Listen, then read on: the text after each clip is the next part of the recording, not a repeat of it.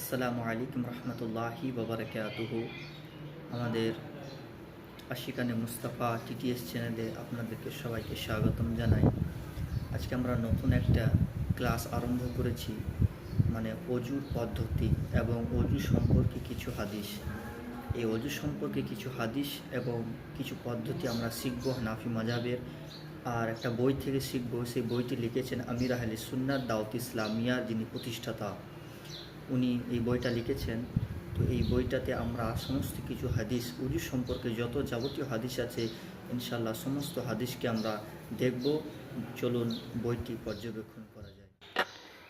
উজুর পদ্ধতি, এই বইটি লিখেছেন দাওয়াত ইসলামী প্রতিষ্ঠাতা আমির আহলে সুন্নাত মোহাম্মদ ইলিয়াস আত্তারি কাদরি এই বইটি লিখেছেন। এই কিতাবটি পাঠ করার জন্য একটি দোয়া অবশ্যই আমাদেরকে পড়া উচিত। সমস্ত বই পড়ার সময় এই দোয়াটি পড়বেন, আল্লাহুম্মা ফতাহ আলাইনা ইকমাতাকা ওয়ানশুর আলাইনা রাহমাতিকা ইয়া জাল জালালি ওয়াল ইকরাম। এই বইটি পড়ার সময় ইনশাআল্লাহ এই দোয়াটি আমাদেরকে পাঠ করা একান্ত জরুরি।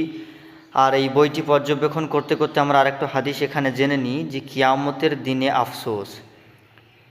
মহান মুস্তাফা সাল্লাল্লাহু আলাইহি সাল্লাম ইরশাদ করেছেন, কিয়ামতের দিনে ওই ব্যক্তি সবচেয়ে বেশি আফসোস করবে যে দুনিয়াতে জ্ঞান অর্জন করা সুযোগ পেল কিন্তু জ্ঞান অর্জন করলো না, এবং ওই ব্যক্তি আফসোস করবে যে জ্ঞান অর্জন করলো আর অন্যরা তার কাছ থেকে শুনে উপকার গ্রহণ করলো অথচ সে নিজে গ্রহণ করলো না।